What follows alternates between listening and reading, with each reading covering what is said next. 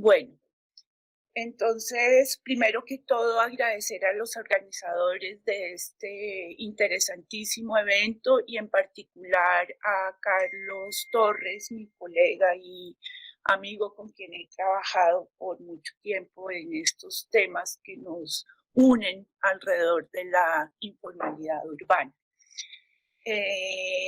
Decía que digamos, el tema lo restringí un poco para poder profundizar en un tema que a mí me parece que amerita una discusión a profundidad y que en América Latina en general y en particular en Colombia estamos pues todavía en un debate bastante incipiente sobre este aspecto.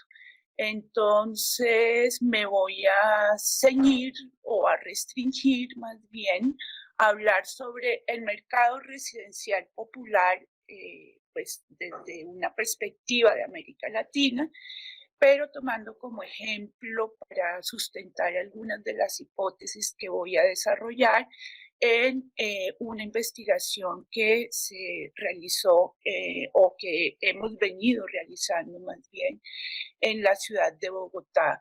Yo y un grupo amplio, digamos, de participantes. Entonces, por eso decidí mantener solamente como parte el título con la noción de mercado residencial popular. Bien, dicho esto, entonces, pues entremos en materia y aquí, pues, ay, perdón, ¿se dejó de compartir? No, profe, allí está la presentación. Bien. Lo primero es que, digamos que el punto de partida para abordar esta cuestión es que el hábitat popular en América Latina, a diferencia de otros contextos sociales, tiene unas características que son propias de esta región y tal vez compartidas también con algunos países de África y Asia. Y es que hay una persistencia a lo largo del tiempo fuerte, digamos, de la presencia de esa forma de configuración de la ciudad y que se explica o digamos que está asociada a las formas de acceso al suelo y a la vivienda, ¿sí? Y, por supuesto, sus características generales son una fuerte precariedad, una gran desigualdad urbana con respecto a pues, las otras secciones de la ciudad y que también, digamos, es una manifestación de la segregación residencial en nuestras ciudades. Entonces, eso nos lleva a preguntarnos, pues, acerca de por qué esa persistencia y el tema, digamos, que me parece interesante y sobre todo relevante de discutir acá, no es ya la producción de la vivienda o del hábitat informal, sino porque si existe un parque residencial informal muy amplio, muy grande, incluso que supera la producción, ¿sí? O la incorporación del suelo a través de procesos informales. Entonces, en el caso de Bogotá, tenemos que el 28% del suelo urbano ha sido incorporado a través de procesos informales.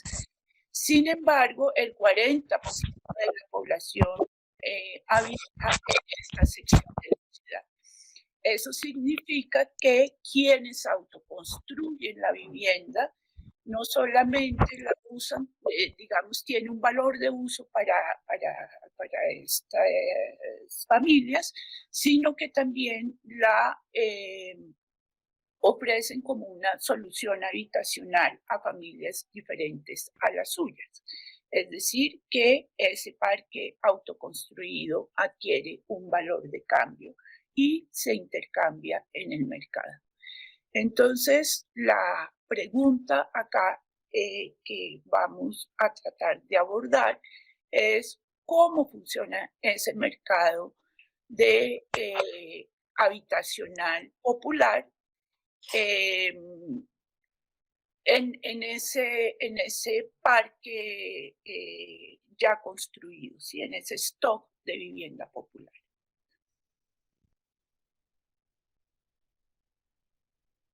Bien, digamos que los enfoques interpretativos sobre la marginalidad o la informalidad, como la llamamos ahora, pues han variado a lo largo, digamos, del último siglo, por lo menos, las formalizaciones que se han hecho.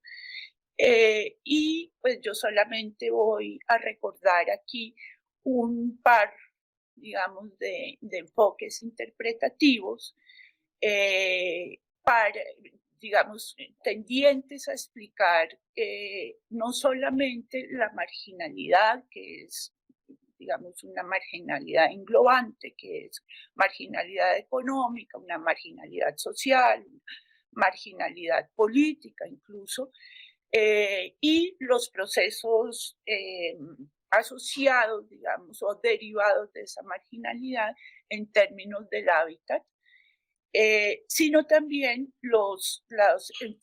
digamos, o retomar más bien solo aquellos enfoques que se han cuestionado sobre el papel de ese hábitat, aun cuando la explicación, digamos, o el intento de interpretación de cómo funcionan los mercados como tal, repito, pues es bastante incipiente y es una discusión eh, eh, para nada acabada o terminada en nuestra región de la América Latina. Entonces, tal vez podríamos decir que el conjunto de autores que trabajaron, digamos, de manera más sistemática alrededor de los años 60 en América Latina, este tema es pues la teoría de la marginalidad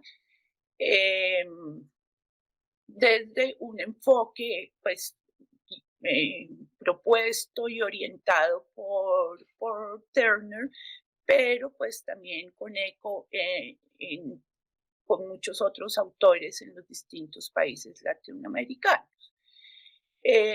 Digamos que como una posición crítica a sus antecesores, que era pues una teoría de la marginalidad culturalista que planteaba que la marginalidad es producto, digamos, de la dificultad y de las costumbres, tradiciones que tienen la población, la gran masa de población migrante de los años 50 y 60 en las ciudades latinoamericanas para integrarse a una, digamos, a una organización social moderna y digamos, que se rige por otras dinámicas distintas a las tradicionales y propias del campo. Entonces, como para controvertir, digamos, esa tesis culturalista de la teoría previa de la marginalidad, pues estos autores con gran ahínco y fuerza plantean que primero que todo esa marginalidad social, económica y política no es una marginalidad que obedezca a unas taras culturales que tenga la población migrante y que llega a las ciudades, sino que se explica fundamentalmente por las, digamos, intención o la falta de voluntad de las élites sociales, políticas y económicas dominantes, digamos, para ceder, digamos, frente a los grandes privilegios que tienen en esas dimensiones social, política y económica. Y, y en ese sentido, pues no incorporan o no generan los mecanismos y las políticas requeridas para abrirle espacio a esta población marginal. Entonces, digamos que eso ya ahí es una ruptura fuerte con esa, digamos, primera versión que le asignaba a la propia población migrante las deficiencias para poder insertarse en la sociedad moderna. Bien, entonces, pues en términos, digamos, de urbanos, la autoconstrucción constituye entonces la única, digamos, al estar forzados a esa marginalidad, la autoconstrucción constituye la única opción de pues, proveerse o autoproveerse una vivienda por parte de esta población, de la población marginal, pero además es una respuesta racional de los sectores marginales, porque no, digamos, no solamente acceden a través de este mecanismo o este proceso de la autoconstrucción a solucionar un problema propio, pues, habitacional, sino que también se configura un patrimonio familiar a través de esas viviendas autoconstruidas y ese patrimonio tiene la posibilidad de generar ingresos, eh, a través del alquiler de partes de la vivienda para distintas actividades y principalmente para alquiler residencial de parte de las viviendas por parte de otras familias. Entonces, digamos que aquí está el primer intento de explicar o de vincular la función mercantil que tiene la vivienda autoconstruida en nuestro medio. Bien, la otra característica de estos procesos de autoconstrucción que señalan Turner y otros autores es el hecho de que es una vivienda en la medida en que hay una sustitución del capital monetario por la propia fuerza de trabajo, entonces hay una, pues digamos, no solamente ese ahorro monetario, sino también hay un proceso progresivo, digamos, es un proceso progresivo de construcción y fuera de eso flexible, es decir, se puede ir progresando en esa constitución de ese patrimonio en la medida en que se van contando con los recursos, sí, los recursos monetarios requeridos para seguir invirtiendo en esa fuente de ingresos. Entonces, digamos que estos autores reconocen una gran, digamos, virtudes en ese proceso de autoconstrucción y por lo tanto, como recomendaciones de política, plantean, pues, por una parte, reconocer que existe una ciudad informal, llamémosla así en términos, digamos, del debate más contemporáneo, reconocer que existe digamos, esa sección de la ciudad autoconstruida y, digamos, y centrar la política habitacional en un apoyo a la autoconstrucción, tanto en términos financieros como en apoyo técnico, en la medida en que, digamos, tal vez el elemento fundamental o de partida de estos autores es que la producción estatal de vivienda es siempre insuficiente para proporcionar alojamiento a el grueso de esa población marginal. Entonces, pues digamos que reconocer y apoyar la autoconstrucción es una manera tal vez más eficiente y eficaz de atender la problemática habitacional y su precariedad en el hábitat popular. Como yo no sé si tienen preguntas o algo, me pueden interrumpir o, como dijo el profesor, podemos dejar para el final la discusión, pero yo no tengo inconvenientes si hay algo muy puntual que quieran decir en un momento de la presentación. Profe, no sé si es que no está rodando la presentación porque se quedó en la primera diapositiva. Entonces... No, sí está rodando, solo que voy despacito. Perdón, ¿qué diapositiva está? ¿Ahí cambió? Solamente la primera diapositiva estamos mirando, no sé si los... No, entonces sí he avanzado. ¿Qué hacemos? Ahora sí, profe, ya lo estamos mirando.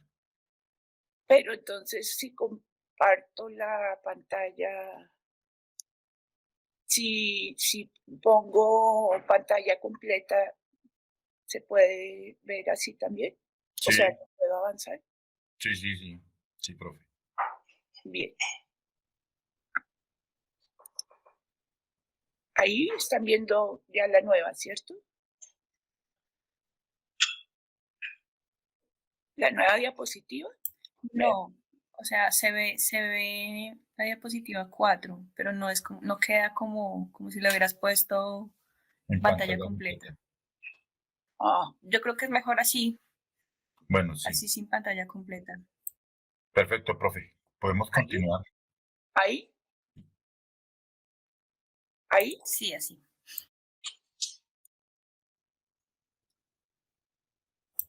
Sí. Ahí lo podemos leer perfectamente y entonces, pues sí, yo creo que sí es mejor dejar las preguntas hacia el final. Bueno, listo. Gracias, profe. Bien.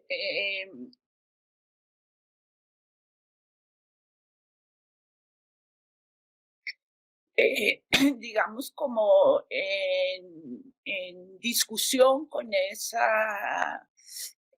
enfoque de la marginalidad,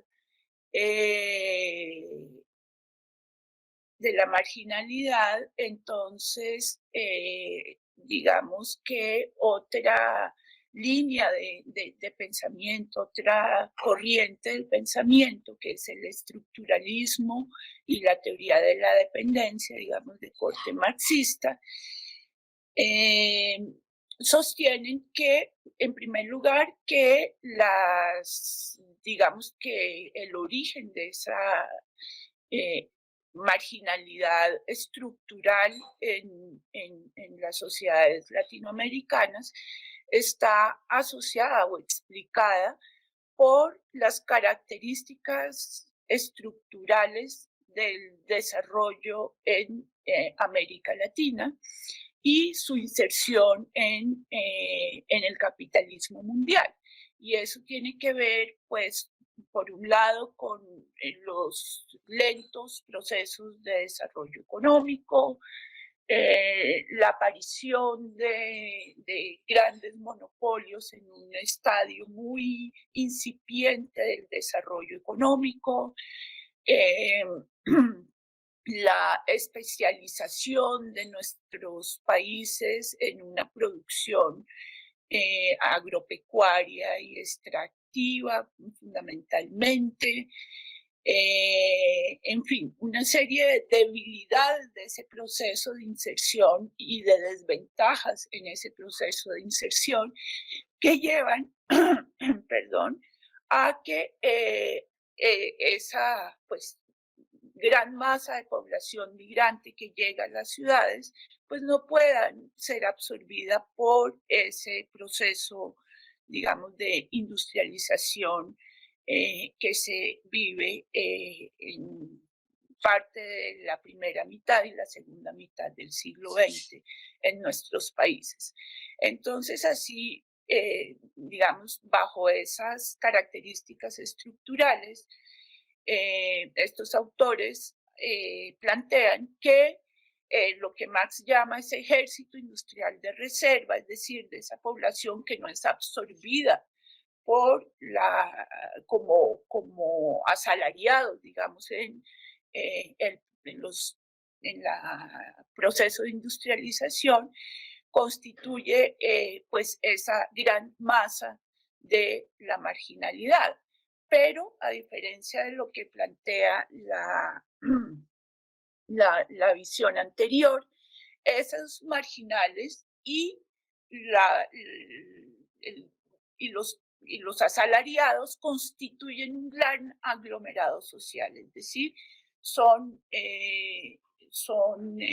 hacen parte, digamos, de la misma clase social y se complementan, digamos, en sus funciones. A veces los asalariados pierden el trabajo y pasan del lado de la marginalidad y viceversa.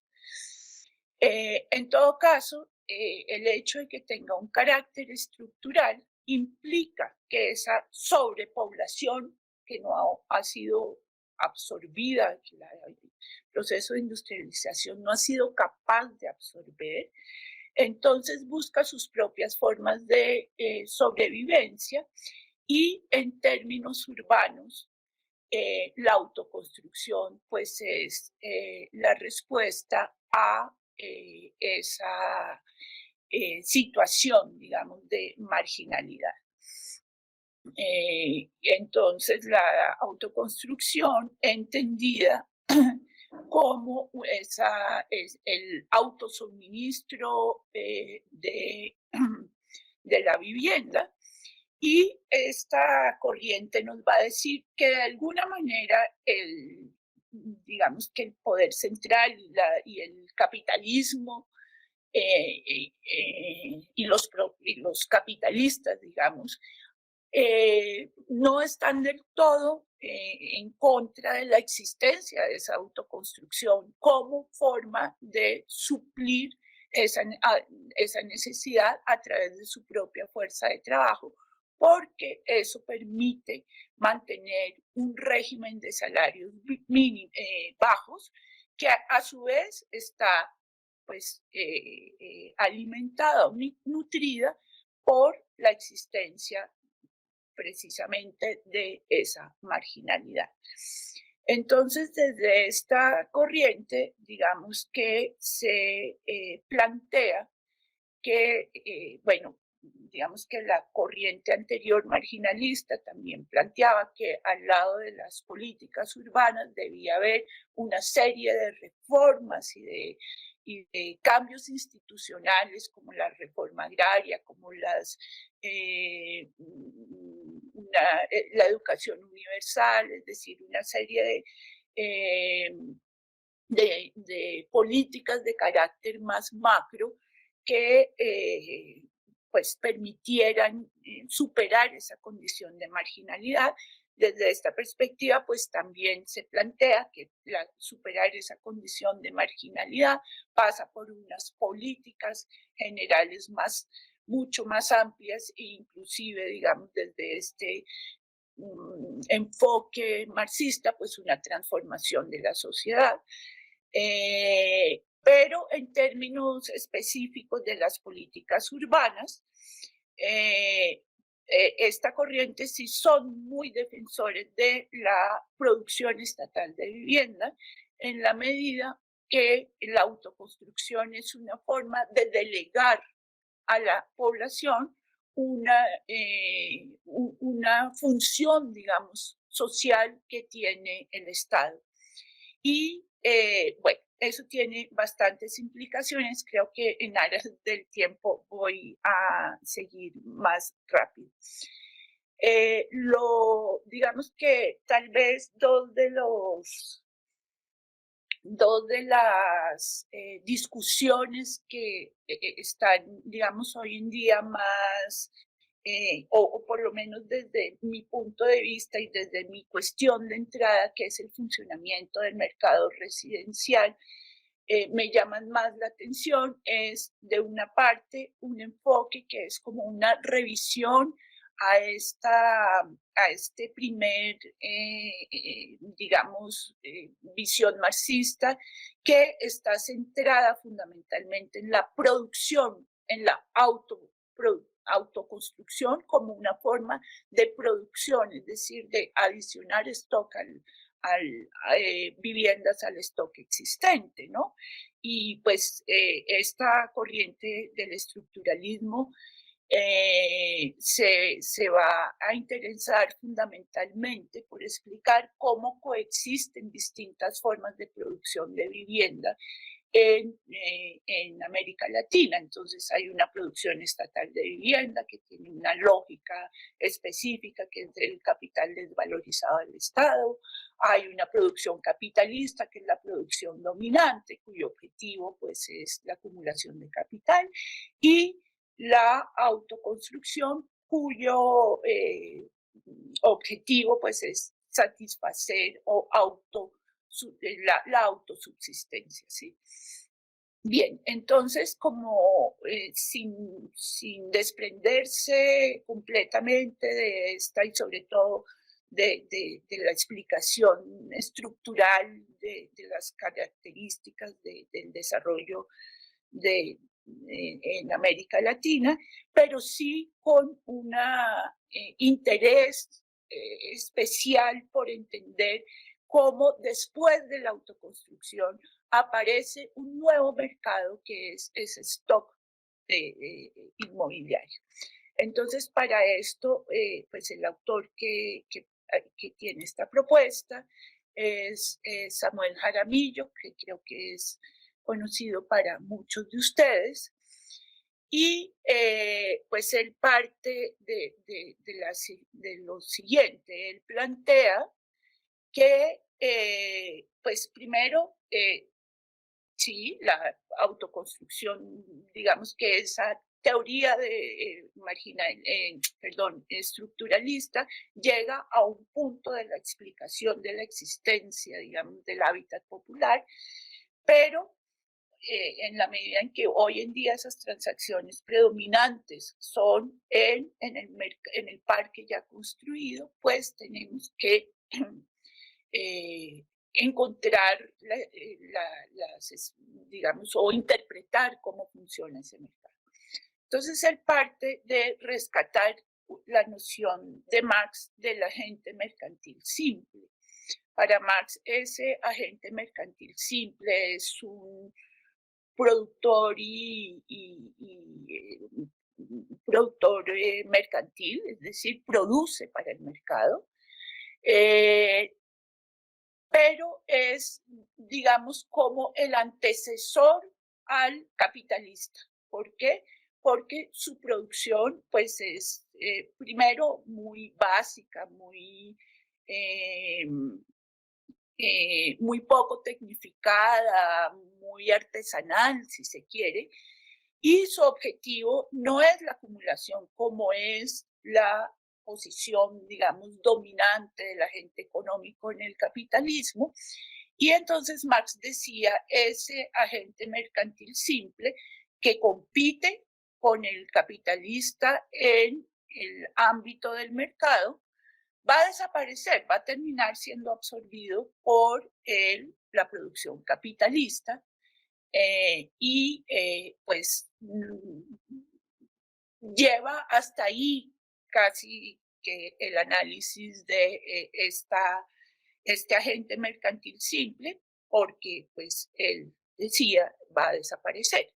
Sin embargo, entonces Jaramillo retoma ese agente mercantil simple y pues digamos que lo analiza a partir de las condiciones actuales del capitalismo y en particular el capitalismo latinoamericano. Entonces él dice, persiste porque hay justamente, como decía el estructuralismo, un régimen de salarios bajos en nuestra sociedad, que hace viable que ese agente mercantil simple en distintos sectores de la economía pueda incluso percibir un ingreso superior al de los asalariados y por lo tanto pues tiene interés en permanecer en el mercado en competencia e incluso en complementariedad con la producción capitalista. Entonces, ¿cuáles son sus características?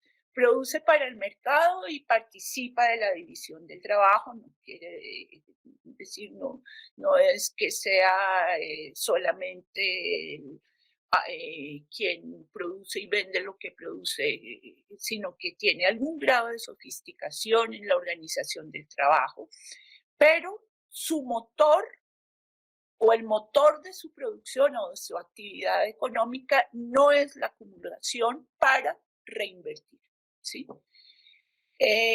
Entonces, Marx llamaba al ciclo mercantil digamos, desde esta lógica del agente mercantil simple, pues la circulación simple de mercancías, que consiste en la producción de una mercancía para el mercado y la obtención de un valor igual al que invirtió. El propósito del agente mercantil simple, entonces, es a través de lo que él produce, poder obtener en el mercado lo que no produce, ¿cierto?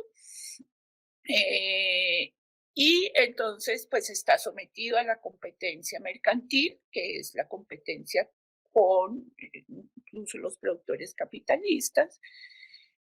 Su objetivo es la autorreproducción y actúa, digamos, en distintas actividades económicas y una parte es el mercado popular de vivienda en ese stock ya construido.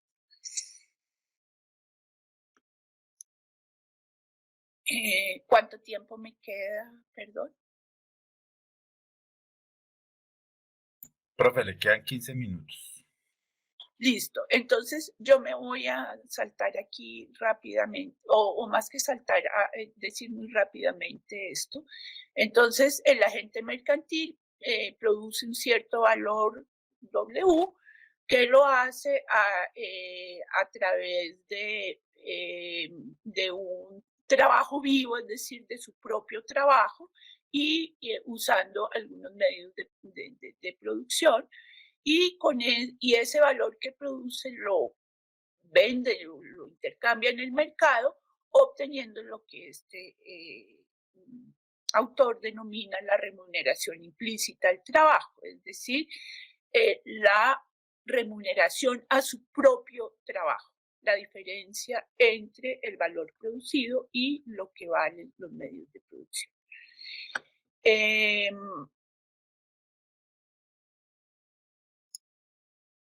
Bueno, el productor capitalista no me voy a interesar aquí por desarrollar, ya todos conocemos que su objetivo es la acumulación.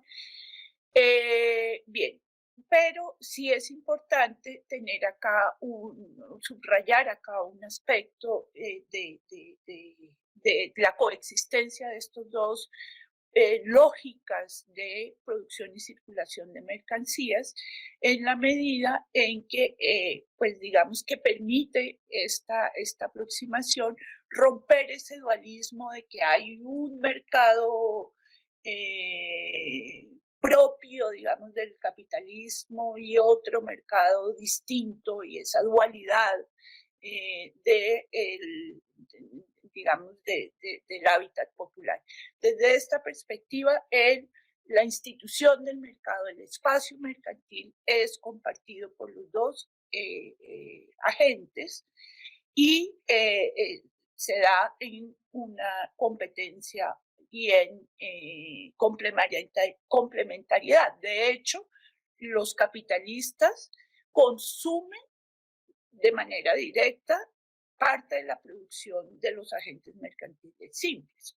Pensemos en, no sé, en los ladrillos artesanales que se producen para la construcción de vivienda capitalista, en fin, de muchas maneras a través de un consumo productivo y también de manera indirecta porque los agentes mercantiles simples producen muchos de los bienes y servicios que consumen los trabajadores y de alguna manera esa es una forma de mantener el régimen de salarios bajos. En los sectores donde hay una componente tecnológico muy alta, pues claramente el agente mercantil simple no tiene cabida, es desplazado, pero en los sectores donde técnicamente la producción es menos demandante, pues hay una mayor posibilidad de coexistir en competencia.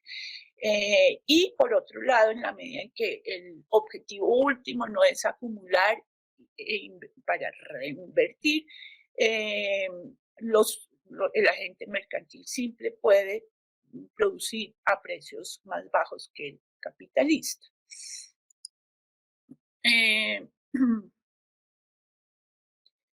Bien, y pues digamos que retoma aquí el hecho de que es precisamente ese régimen de salarios bajos lo que hace que en nuestros países esté más presente ese agente mercantil simple que en otros contextos sociales, los países centrales. En términos de la vivienda, entonces este autor plantea que la diferencia es fundamentalmente de orden económico y no como lo plantea, digamos, la teoría de la informalidad liberal, que sea la informalidad sinónimo de ilegalidad, ¿sí? Aquí puede que ese factor, digamos, jurídico pueda llegar a tener algún papel, pero el origen digamos, del mercado popular no es de orden jurídico. De hecho, pues los capitalistas también incurren en procesos ilegales y no por eso se vuelven informales. Bien, lo que quiero resaltar es que desde esta perspectiva, entonces, pues lo primero es que uno concluye pues que sí en la vivienda autoconstruida, que es en principio un valor de uso, se convierte en un valor de cambio, es desde esta lógica del agente mercantil simple. Y esto lo subrayo fundamentalmente porque hemos estado, o digamos con mucha frecuencia, se dice que la existencia de ese mercado popular de vivienda se ha convertido en una forma de explotar, digamos, popularmente al mismo sector popular. Es decir, de enriquecimiento de una franja de esa población que ha, digamos, logrado un cierto ascenso social y entonces al comercializar las viviendas autoconstruidas se vuelven unos capitalistas. Un poco en contra de eso, entonces es que hemos hecho una serie, digamos, de trabajos empíricos que nos lleva a, pues, constatar que, digamos, si ese, digamos, arrendatario popular capitalista pudiera llegar a existir, es minoritario y no explica el grueso de este mercado. Bien, en Colombia y en particular en Bogotá, el mercado popular tiene un mercado de compraventa, pero el mercado fundamental es el de arrendamiento, ¿sí? Entonces, mirando en ese mercado del arrendamiento, pues vemos por una parte que esto es unas encuestas, es producto de una serie de encuestas en distintas localidades de la ciudad, y vemos que pues efectivamente quienes arriendan una vivienda o toman una vivienda en alquiler son familias pobres, el 68% de ellas reciben hasta un salario mínimo, pero quienes alquilan esa vivienda, según los arrendatarios, son en su gran mayoría, ¿sí? Tienen ingresos similares a los suyos. Es decir, se trata digamos, generalmente de hogares con características similares. Por otro lado, donde viven esas familias, entonces en la misma vivienda que sus inquilinos vive una proporción muy importante de las familias.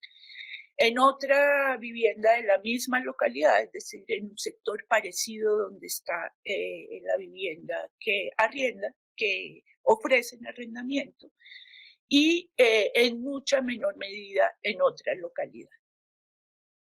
Entonces, pues digamos que estas indagaciones de carácter más empírico, pues nos permiten como profundizar sobre los agentes de ese mercado secundario. No sé si alcanzo rápidamente a pasar por otro enfoque, digamos, ya no marxista, de otro economista latinoamericano, en este caso Pedro Abramo, brasileño, que aborda, digamos, la problemática introduciendo unas variables que a mí me parecen muy interesantes, y es que independientemente de la definición que le demos a la informalidad, ese mercado tiene unas características que no se presentan en el mercado formal, aunque, pues, digamos, son mercados interconectados. Y lo más importante de eso es que las normas que rigen en ese mercado popular son normas tácitas, implícitas, no se rigen por digamos, por las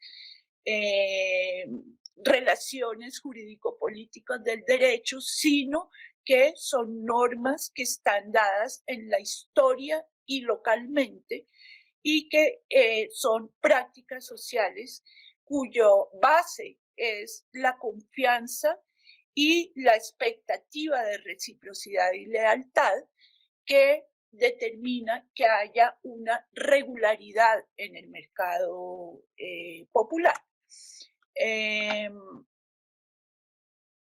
Y si se requiere como garante de la continuidad de ese mercado la confianza y la lealtad como mecanismos, pues entonces son relaciones personalizadas las que se dan en este mercado. Bien, me voy a saltar unas pocas cosas acá para cumplir con el tiempo, y entonces eso introduciendo, digamos, esa dimensión social como mecanismo de reproducción de ese mercado. Entonces miramos también en esas mismas trabajo empírico algunas variables relacionadas, por ejemplo, con las estrategias residenciales, y veíamos, por ejemplo, que pues lo que más le importa para vivir en el barrio, digamos, la principal razón es la proximidad entre parientes y amigos, es decir, el carácter personalizado, porque está familiarizado y le gusta el barrio, Bien, y de ahí en adelante también muchas respuestas menos importantes, pero que también remiten a esa dimensión personalizada de ese mercado. Esto me lo voy a saltar. Bien. Entonces, aquí bien me lo voy a saltar. Y creo que como ya estoy,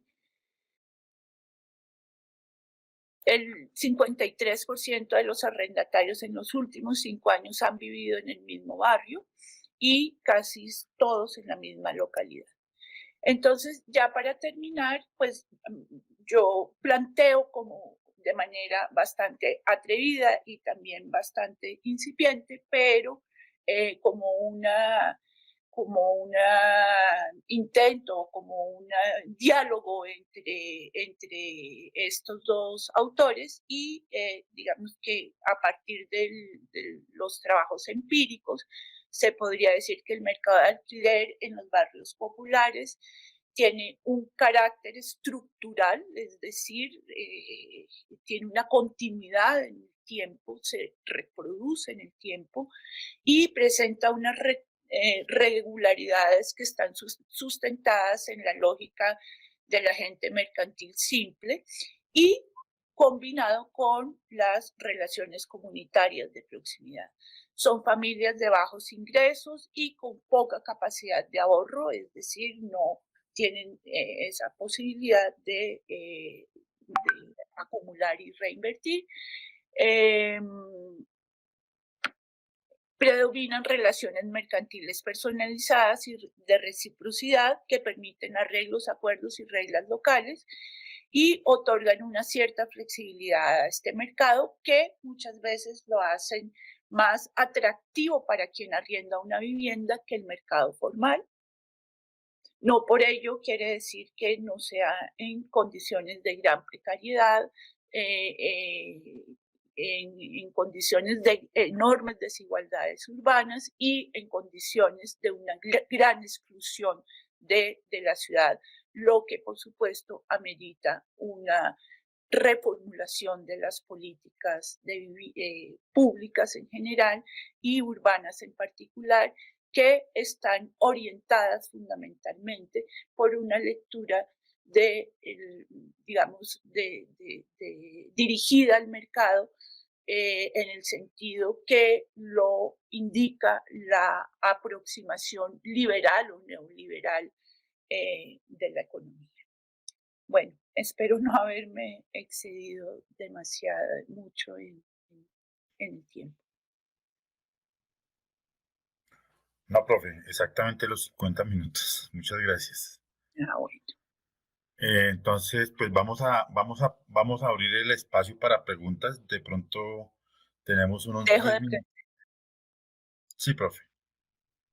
Podemos tener unas preguntas muy puntuales porque tenemos 10 minutos exactamente para dar paso a la segunda conferencia de la jornada. Entonces,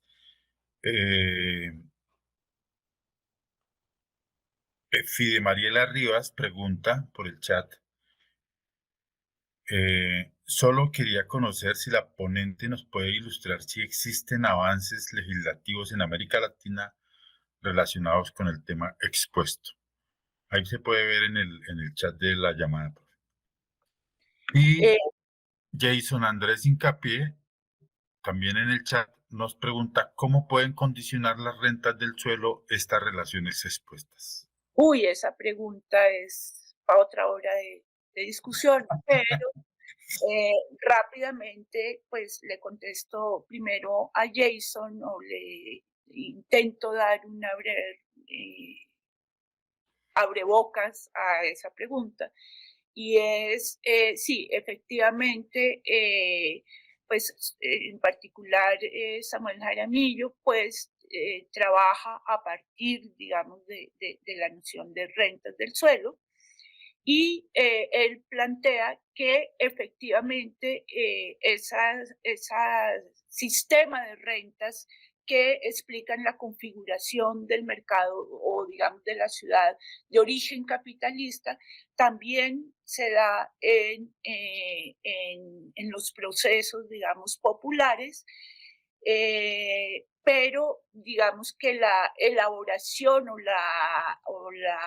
el detalle de la explicación sobre cómo operan esas distintas modalidades de renta, como la renta de monopolio de segregación, la renta diferencial de vivienda, la renta diferencial de comercio, en esta sección de la ciudad, pues todavía no está tan desarrollada por parte de él, ni creo que ninguno hayamos, digamos, ido más allá de decir que efectivamente el mercado es uno mismo y por lo tanto esa competencia hace que las distintas modalidades de renta permeen el mercado como un todo.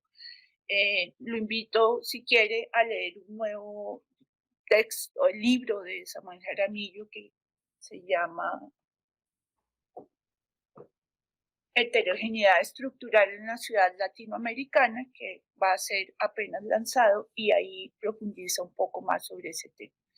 Y con respecto a lo de los avances legislativos. Sí, pues hay muchos autores latinoamericanos que trabajan en ese tema. Yo recomiendo, pues, digamos, sugiero a un autor brasileño que se llama Edesio Fernández, lo anoto aquí, y un autor mexicano que se llama Azuela. Ay, pero se me olvidó. Carlos, no, se me olvidó el nombre de Azuela. Han profundizado muchísimo en esos temas.